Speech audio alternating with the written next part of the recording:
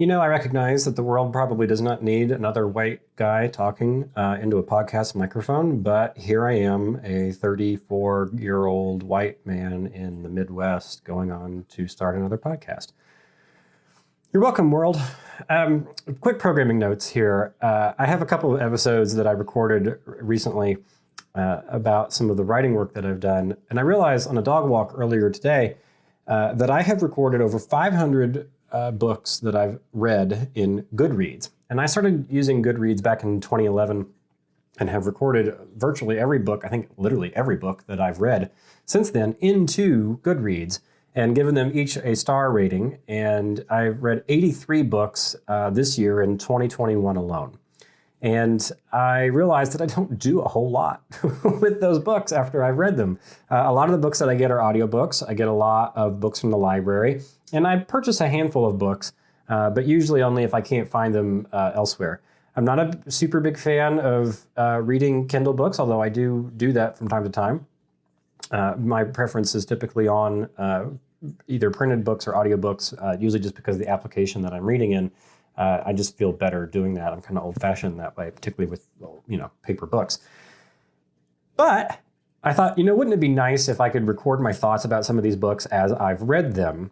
And I realized that it might be helpful to other people. I don't know. And so I thought I would just sort of throw my thoughts into a podcast about specific books. This particular episode, I just wanted to do a couple of housekeeping things. On the next one that I record, I've got Think Again by Adam Grant that I just finished reading this weekend, and I have some thoughts about it. But I wanted to kind of run through, since this is about the last week of the year here in 2021, I wanted to run through some of the books that I read this year and just give very quick overviews of what I thought about them and how I consumed them, and maybe they'll be of interest to you that you can put on your reading list for 2022. I have two recordings going right now, by the way. I have a video feed that's being recorded on my iPad over there that I'm just going to publish to YouTube. It's going to be what I'm going to consider the raw cut. I'm not going to actually do a whole lot of editing onto that. I'm just going to throw it on YouTube and maybe somebody will watch it. And if you're watching, hi. And then I've got an audio recording that I'm releasing separately. So I've got two different recordings going on at the same time here because I did not want to get bogged down in the details of trying to make all this stuff perfect. Hopefully I will learn as I go and develop better practices for how to record this show. I don't even know that I have a name for it yet. I'm just going to tentatively call it Justin's Podcast and see where it goes. But to kind of get things started here, let's talk about some of the books that I read this year in 2021. I'm in no particular order here as I go down the list of what I've read, but one of them that is pretty popular that many people will probably have read is Talking to Strangers, What We Should Know About the People We Don't Know by Malcolm Gladwell. I got into this book not because I'm a huge Malcolm Gladwell fan. I'm really not. I think you'll find that if you look at my Goodreads history, I don't award a lot of 5 stars. You can give a book 1 to 5 stars. I tend not to like rating books based off of a 5-star rating or even a 10-point rating because I think that it's a level of nuance that has no sense of scale. So if I told you, I gave it 2 stars, you would think, well, what is 2? And I think some people are really quick to reward books with 5 stars, and you might look at that and think, well, what is 5 stars? In my rating mechanism, I think of 5 stars as sort of life-changing or world-changing to me in some fashion. Either it makes a direct impact on my day-to-day life or how I think about something, or it gives me an idea. I usually rate books based off of the number of notes that I record out of the book as I'm reading it. And so in the case of Talking to Strangers by Malcolm Gladwell, I didn't really record a lot of notes out of it. And so I gave it 3 stars. I liked the book, but it didn't change my life, and I didn't write a lot of notes out of it. I came by it because I had signed up this year for a masterclass subscription. It was on sale at one point, and so I plunged in on an annual rate, and I've been watching some of Malcolm Gladwell's masterclass stuff. I like his thinking behind things, but it doesn't excite me in a way that I think is deserving of more than 3 stars. So I gave it 3 out of 5 on this. I think you'll find that my average rating, according to Goodreads, is about 3.3 stars on most things. I either usually give stuff either a 1, a 3, or a 5. 2 and 4s are pretty rare for me. I read this book called The Nine, Inside the Secret World of the Supreme Court by Jeffrey Toobin. Jeffrey Toobin is actually a longtime Supreme Court observer. He's written and reported on the Supreme Court, I think, since maybe about the Reagan years. But he's been a long-term observer of the court. This was a quick little read. It wasn't that long, actually. It only took a few hours to kind of get through, and sort of touches on the court from about the 60s up to today with a little bit more focus, just because we have a little bit more detail, and I think it's a little more applicable to people, or at least in his career, with a little more focus on more modern Bush, Obama, Trump era Supreme Court appointees. And I had read this book because I had also read a book about Ruth Bader Ginsburg that had started to kind of get me on this path of interest in the Supreme Court. As a body of our government, the Supreme Court has always struck me as a fascinating group of people, because I tend to think, and I tend to err on the side that the people who are on the Supreme Court mean well. I tend to err on the side that these are incredibly thoughtful people, even though I don't necessarily agree or like some of the decisions that come out of them all the time. But after reading Ruth Bader Ginsburg, A Life by Jane Sharon DeHart, which I gave 4 stars, I came away with an appreciation of Ruth Bader Ginsburg that I did not have before. And obviously, a lot of people sort of fetishize Ruth Bader Ginsburg as a sort of a larger-than-life figure. And maybe for good reason, because she, as a justice, had a life that was stricken by cancer, and her husband, Marty, was the most wonderful person. You come away watching their interactions together or reading about their interactions together, and you feel like, man, shouldn't we all be so lucky to have that kind of a person in our life? And so I really enjoyed that book. I highly recommend it for anybody who just sort of wants to understand what it means to be a woman on the court. And I think that it also brings to light a lot of the arguments that we don't hear a lot in the press, because they're so lengthy and nuanced, about why is it that diversity is important on our court? Why is it important that women have a voice on our court? And various things about women's rights, going all the way back into the 50s when she became a law student, and her work in just being in the room. There was a story that was in this book by about Ruth Bader Ginsburg that has stuck with me, which is that she was at Columbia Law School, and she was one of a handful of students that were admitted. And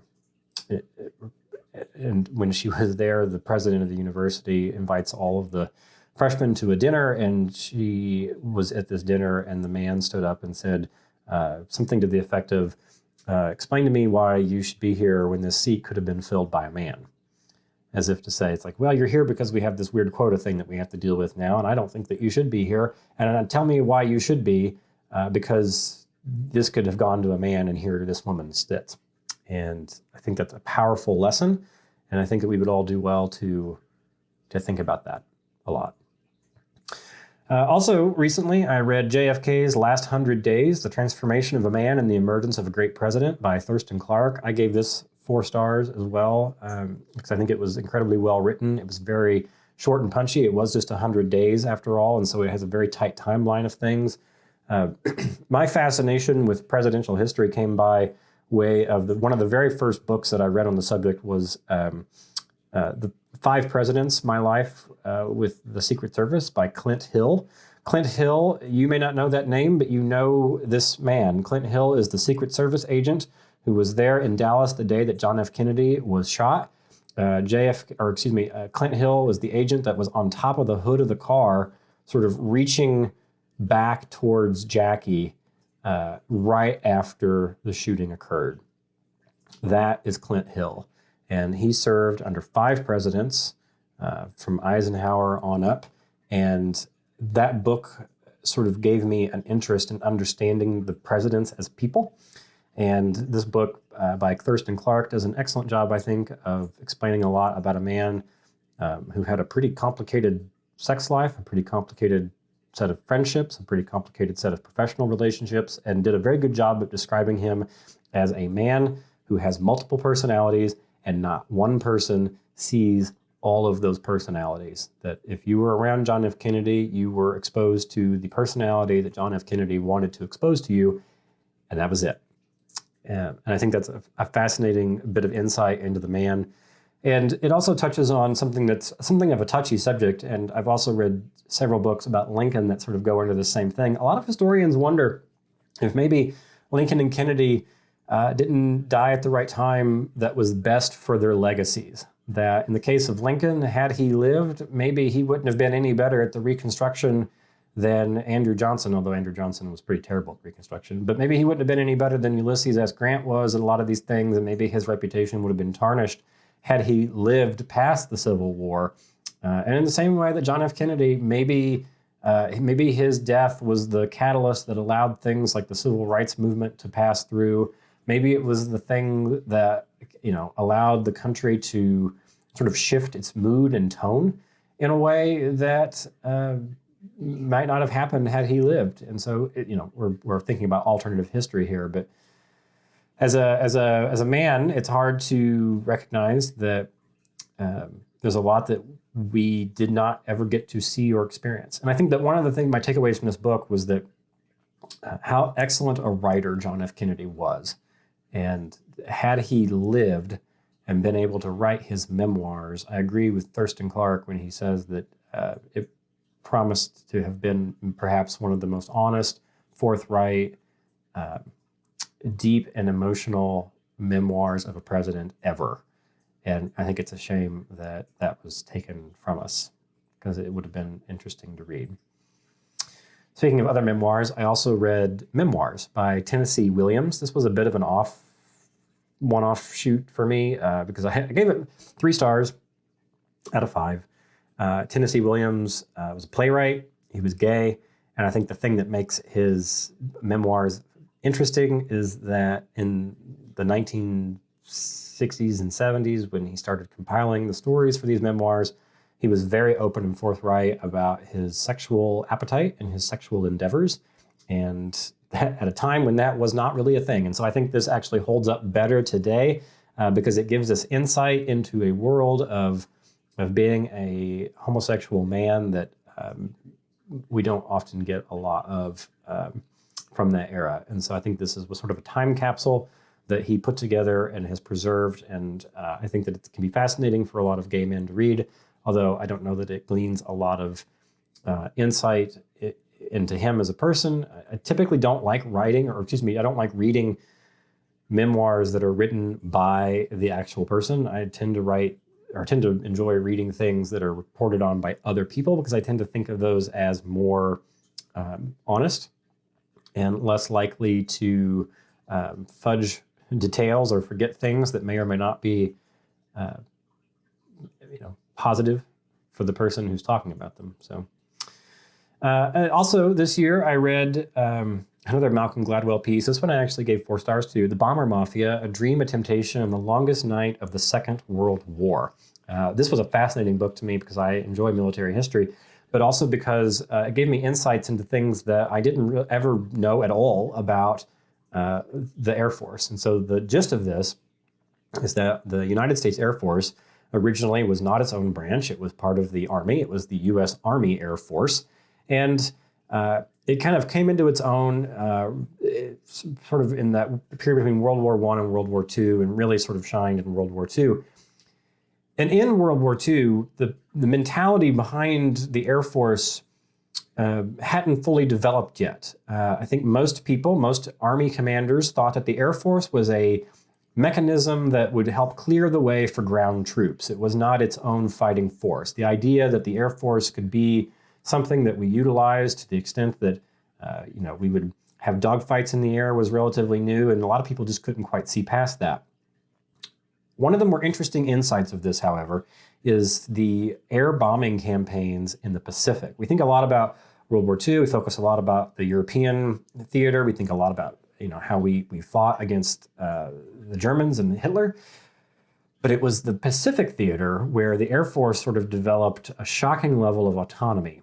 And the ability to bomb Japan was an impossibility. We had no airstrips that would allow U.S. air strikes to take off, hit Japan, and come back. And most of the bomber mafia that Malcolm Gladwell is talking about is understanding how to hit a precise target. This is something that we have all sorts of technology to be able to do today. In fact, the Air Force can claim that they can actually not only hit a single target, they can hit a single target on a specific floor of a specific building, from 30,000 feet. But in World War II, that wasn't the case. And so the idea was that if we could target specific manufacturing plants, and in the case of the European theater, this was ball bearing facilities. If we could target ball bearing facilities, we could grind the entire war machine to a halt, because ball bearings were used in everything. They were a key component, and without them, you couldn't make most components work. And so you would shut down their ability to sort of manufacture more tanks and airplanes and all sorts of other equipment and guns and rifles and so forth. The problem was that we could not figure out how to actually specifically hit the ball bearing factories. At one point, the British kind of thought of our Air Force as being in this cockamamie idea to try and do strategic bombing. They thought that we were just better off sort of carpet bombing the entire place. By the Pacific theater, the Air Force was pretty down and out on this because they never were able to get to the point where they could hit a strategic target. The Japanese bombardment took on a different toll, however, because of mid-level generals and mid-level leadership in the Air Force at the time. Someone had the idea that we could just burn all of Japan. And we could do this by using napalm, which had just been developed, which was allowed bombs to sort of develop a sticky, waxy, explosive substance that would then run off and spin flames and fire off onto the buildings all next to them. And in this process, people could not wrap their heads around the idea that you could just bomb a country. They could not wrap their arms around the notion that, we're just going to go over there and we're going to throw a bunch of bombs and we're just going to burn it all down.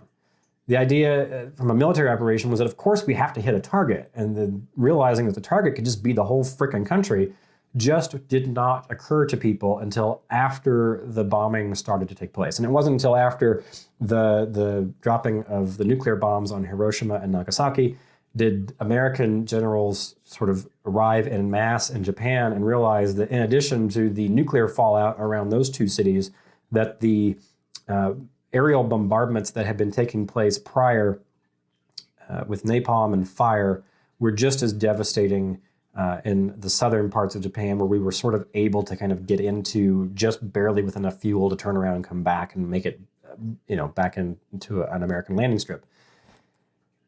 And it wasn't until that point that everyone realized, oh my God, I understand now that we can just bomb an entire country. And that's where that idea comes from. And so that's a fascinating story behind it. It revealed a lot that I did not know, and it helped develop an understanding about the Air Force and the way that we perceive air bombardments and how that came about. So in addition to some of these other books that I read The Greater Journey, Americans in Paris by David McCullough. I gave this 4 stars because I love David McCullough. He's one of my favorite authors. I've read all of his books. I had read this one last because I thought that it would just plain be boring. And I just didn't really think I would care that much about what it sounds like. It's Americans, particularly around the time of the American Revolution and into the 1850s or so. And they went to Paris. They went to Paris en masse. And people went to Paris all over the world precisely because Paris was a cultural powerhouse. They had art museums, and they had culture and theater and art that America at the time just simply did not have, and a lot of other countries did not either. And we had a lot of Americans that went there, and it was a much more fascinating story than I imagined it to be. And I wish I had read it a lot sooner because I think I was missing out on it as I've kind of been in my David McCullough kick over the years. So highly recommend that. It is a far more fascinating story than the title gives its justice. By Eric Cervini, I read The Deviant's War, the Homosexual versus the United States of America. I gave this 4 stars as well, precisely because this book talks a lot about a one-man mission against the United States government. In 1957, Frank Kameny, Kameny, was a rising astronomer working for the U.S. Defense Department and received a summons to report to Washington, D.C. because the Pentagon had reason to believe that he was a homosexual. And after a series of humiliating interviews, Kameny, like a lot of gay men and women before him and after him, were promptly dismissed from the government because the government thought that under the notion that homosexuals could be blackmailed, the idea being that if a homosexual were discovered to be homosexual, particularly by the Russians, the Soviets at the time, that the Soviets could blackmail them to their family or their friends or to other lovers and out them, and that they would be posing a security risk because they would attempt to sort of preserve their identity and their privacy by selling American secrets to the Soviets. And Kameny, like a lot of others, thought this was ridiculous. But unlike a lot of people, Kameny fought back. And this book is a story of how he did that, how he went destitute in the process and developed a lot of the societies that we think of today as that have sort of morphed into various societies today that are political action groups of a sort, and exploring the underground gay scenes of Boston and Washington, D.C., where he's starting to formulate arguments against the U.S. government's classification as gay men and women as sexual perverts. And at a time when remaining in the closet was a default, here's a guy who's coming out loud and proud and exposes the hypocrisy of the American establishment. And it was not until the Obama administration that he was fully cleared and sort of received an honor for his work. And this book is a fascinating tale from about the 1950s up to about his death, I think around 2008, about how he invented what we now know as gay pride.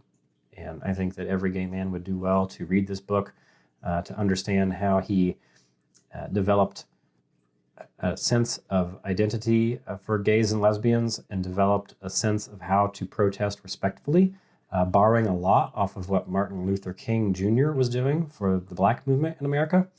And it's a fascinating, undiscovered bit of history for most every American, I think, and worth reading. One of the other books that I read this year that I gave 3 stars to was by Carl Smith, Chicago's Great Fire, The Destruction and Resurrection of an Iconic American City. It's about what it says on the tin, right? It's about the destruction of the Chicago fire. And, we have this legend around the Chicago fire that it was around, Catherine and Patrick O'Leary's cow, right? That there was the candle and they were out in this barn and Mrs. O'Leary's cow knocked this candle over and off to the races we went, right? And that probably wasn't the case. There probably was some involvement there for that, but it's not really been proven definitively. And I think that the author here tries to make the case, but doesn't do an excellent job of making the notion that we probably should not blame the O'Learys for that they've probably been smeared in history, even if they had something to do with the Great Chicago Fire. It really wasn't their fault. Everything around Chicago at that time was a tinderbox. The city was largely made of wood. In fact, the sidewalks were even made of wood, and that alone is what helped move the fire so quickly. And there's not a lot of books that are carefully researched about the Great Chicago Fire, and this one by Carl Smith attempts to do that. It's building the story around some memorable characters. I appreciate their effort in that, including bringing in the likes of Robert Todd Lincoln, who was also involved in this to the extent that he had been traveling in and around Chicago at the time. And this all happens in 1871, so it's right after the Civil War. But it also talks a lot about how resilient the city was and how quickly it rose back up from the ashes, thanks in part to local determination and a huge amount of generosity from the world and the faith in Chicago's future. So anybody who is from or around Chicago will probably find that a fascinating story. I think there's probably better books that are written about the Chicago fire, but I haven't found them yet. So when I do, you'll be the first to know. In addition, Sebastian Junger had a new book this year called Freedom. I gave this book 2 stars because I felt like it was pretty, I don't know, what's the word? It was a little slapdash, I think, for me. It's sort of disjointed and has just a series of stories that I really don't know what the book was supposed to be about. Part of it is Sebastian Junger talking about his experiences walking along railroad lines on the East Coast. And, there's bits and pieces of this that are kind of interesting and sort of about his treks in various parts of the world. Part of it was about sort of a stream of consciousness about what it was that he was doing in war zones. And I guess if you're a person who is in part of these stories, or if you have your own sort of mental model of some of these stories, that you would find it very interesting. I just did not. I found it to be a little rambling and a little haphazard in its story. So I gave it 2 stars. Matthew Crawford wrote a book that I also gave 2 stars to called Shop Class as Soulcraft. It's an inquiry into the value of work. I thought I was really going to enjoy this because I am interested in understanding work as a craft, and I'm understanding my own work as a craft. And so this was a philosopher and a mechanics look at challenges and the pleasures of working with one's hand. This is the guy who's a professor. Don't quote me on this, but I think he's a professor at Stanford. And, Matthew Crawford questions the educational imperative of turning everyone into a knowledge worker.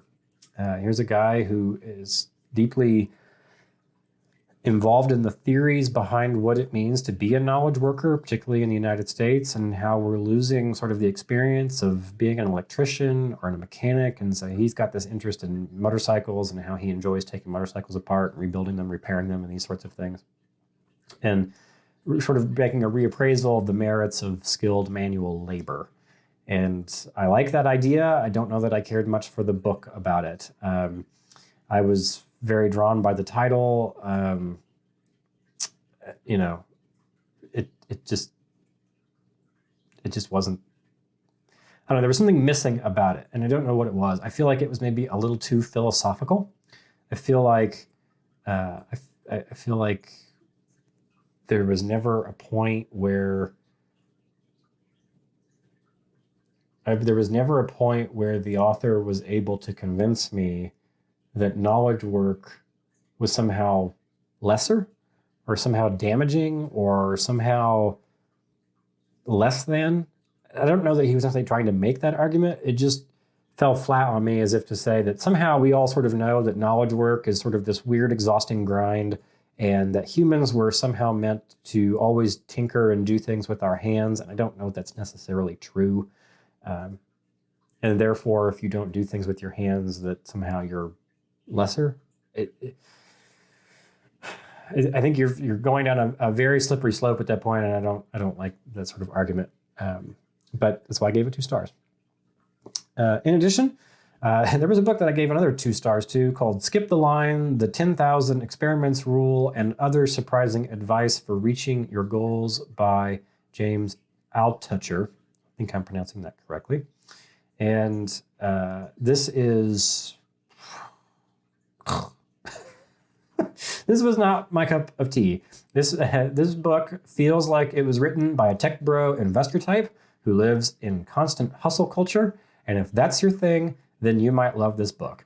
I do not. That's not for me. And I don't care about that sort of culture at all. In fact, I tend to sort of repel at it and cringe at the idea of it. It's all about entrepreneurs, in startup land, constantly being curious and how to reach your goals in sort of this raw way, about embracing failure and pivoting and spinning on a dime about whatever it is that you're doing and always chasing money. And I just can't get into that genre of how to work. I think that I should probably talk about this more with other books that I've read in the past about it, but I just cannot get behind the idea of people who just make companies with the purpose of making money and doing so at no expense spared and no bridge left unburned, and it just rubs me the wrong way. And I think that's where this guy comes from, and that's just not my jam. I've read so many other books this year that's worth discussing, and maybe I'll bring those up again at some point soon. In addition, I'll do a much more deeper dive on Think Again by Adam Grant, which is one of the books that I just finished up reading. At this point, I want to say that hopefully I will continue to improve myself on this as I sort of refine my thoughts about how to record and how to analyze books. If you want to reach out to me and ask questions or have thoughts or input, you should email me hello@justinharder.com, and I will get your responses and put that to good use.